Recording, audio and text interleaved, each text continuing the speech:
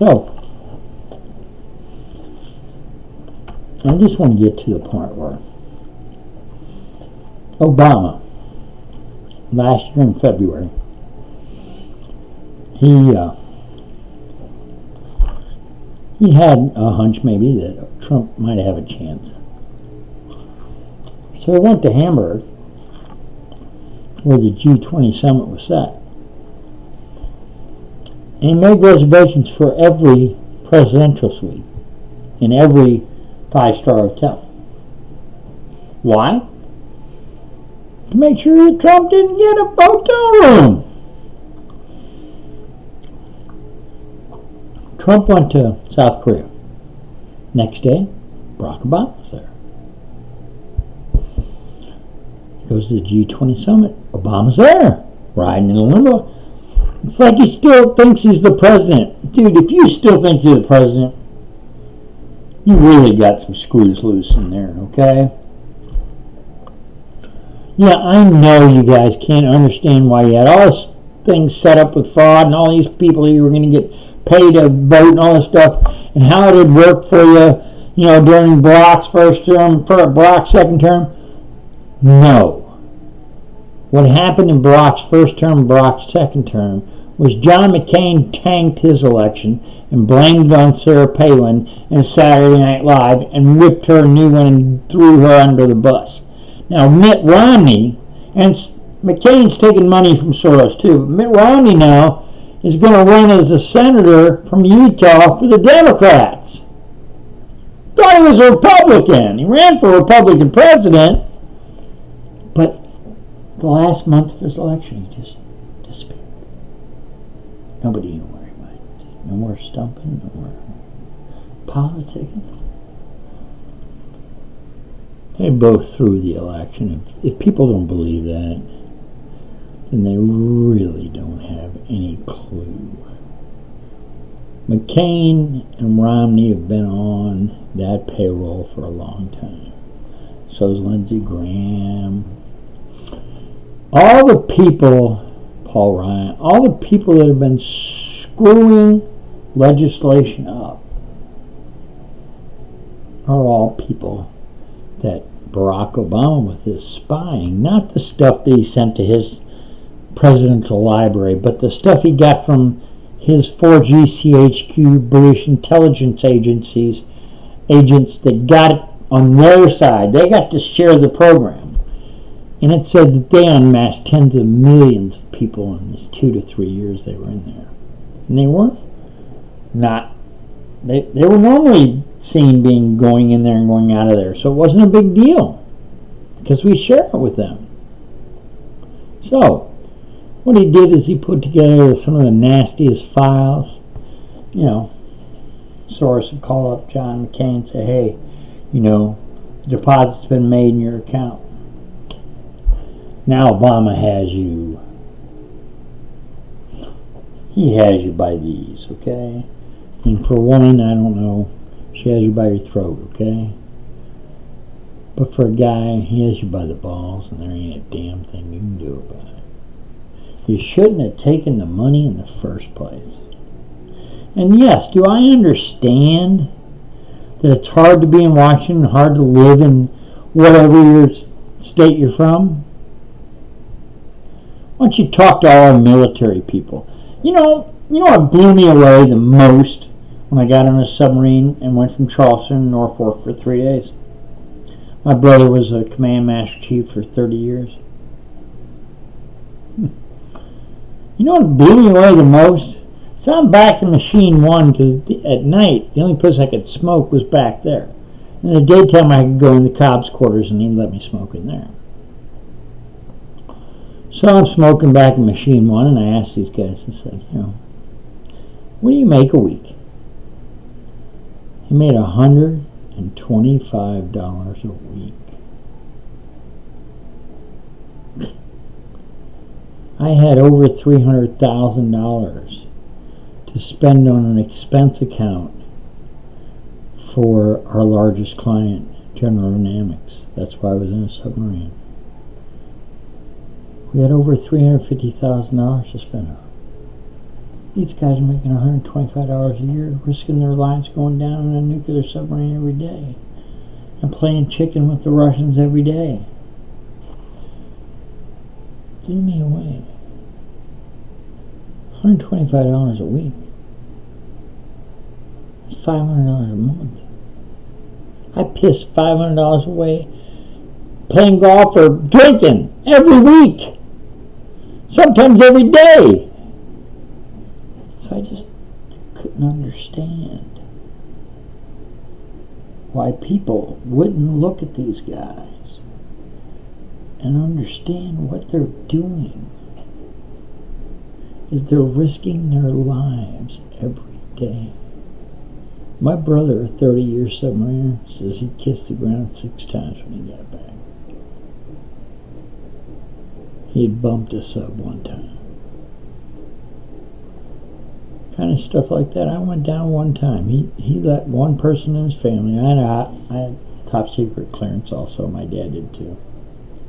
Because we worked with General Dynamics and all their plants. My brother got me on a submarine. Not his. A different one. James K. Polk. SEAL deployment submarine. It used to be a Delta missile sub. Now it's a SEAL deployment sub. And it wasn't a vacation for the 3 days I was there. I had to qualify at every station, as a chief would.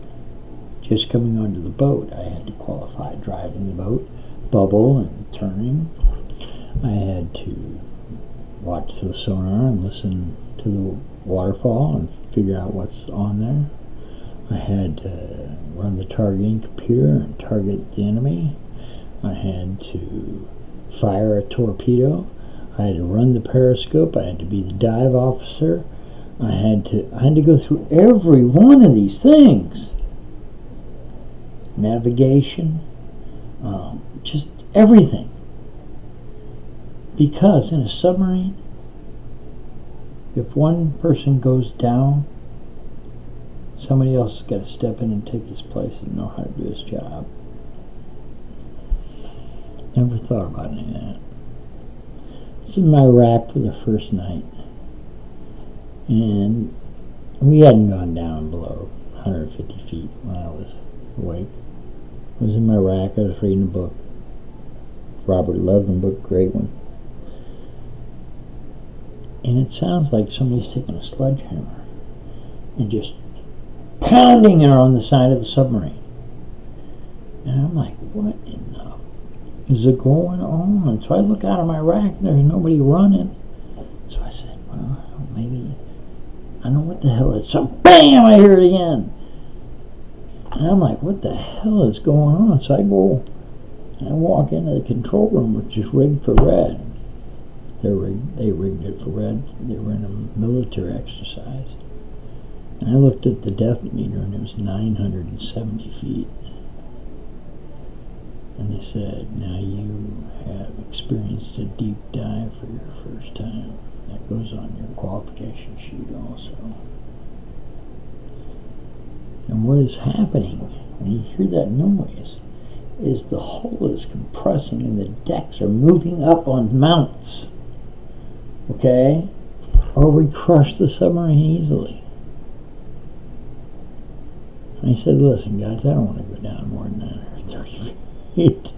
Well, we're at the end of sea trials and we have to push the boat to its maximum. And I said, well, what's that? And they said, well, just hold on. And they started doing 30-degree rolls to the right, 30-degree rolls to the left. I said, you guys don't need to do that anymore. Because I don't care what roller coaster you've ever been on, you have no idea at 25 knots doing 30-degree rolls on a submarine. Okay? And then the captain calls for an emergency blow. You know, you see that on TV and the thing breaching the water. Well, I'll tell you what. When you're in it and you're coming up at a 12-degree angle and you don't have a hold of something, you're going to go rolling back as far as you can go until you hit a wall.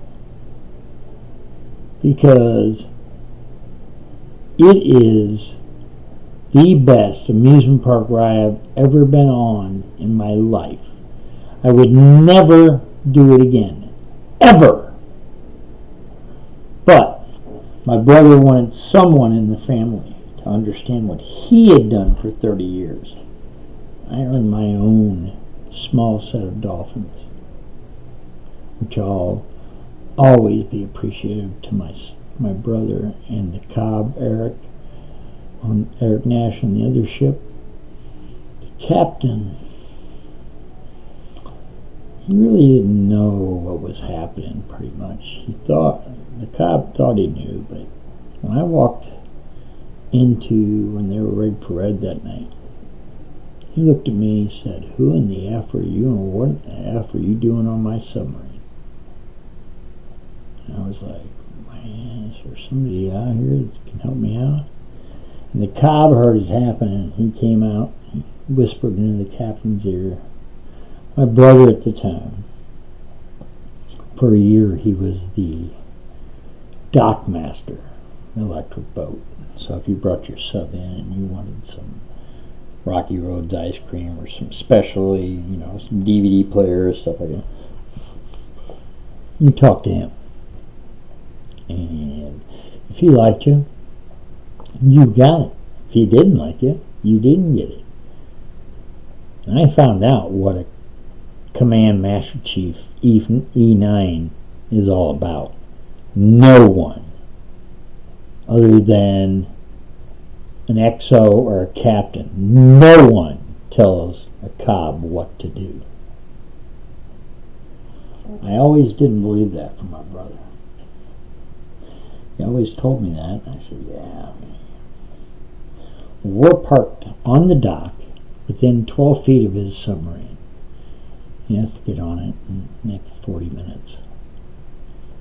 And we had one of those cars from Florida that had 100% tinting on the windows, so you couldn't see inside. So I see these ensigns coming, and they're coming fast, and they're walking like they're pissed. And they start banging on my window, and I roll it down, and they said, "You know where the hell you're at right now? You're parked next to a nuclear submarine." My thing right starts ripping me a new one. Looks in the back seat, sees my brother. "Oh, Cobb, didn't know you were back there. Sorry, we didn't mean. Is this your brother? Hey, how you doing? Is this your dad?" "Hey, no problem. We're sorry. We didn't know it was you." And from then on, I knew what a chief of the boat was. Okay? They asked him to do things. They didn't tell him what to do. The captain might and XO might. But the ensigns and all that, they asked him to do work. I took him on a meeting with my client who built the submarines at Electric Boat. And he had been in the Navy, this guy that I was meeting with. And my brother had been in the Navy, so I thought it'd be a good meal to have. Bring my brother along. Treat him some nice dinner, nice drinks, on the expense account, very, very nice stuff that he'd given up going to the service for a long time. But the guy says, we've been talking for about 30 and 40 minutes, and the guy says, my brother goes, "What was your rank?" I said, "I was an ensign." He said, "You were an officer?" The guy said, "Yeah, I was an officer." He goes, "I hate officers." I'm thinking to myself, Doug, this is my biggest client in the world right now, and you just told him you hate officers. The guy looked at my brother and he goes, "I understand exactly what you just said. Now, if I was a commander, lieutenant commander, or something like that, you might not have said a word. But since I was low on the pole, you didn't give a crap what you said to me."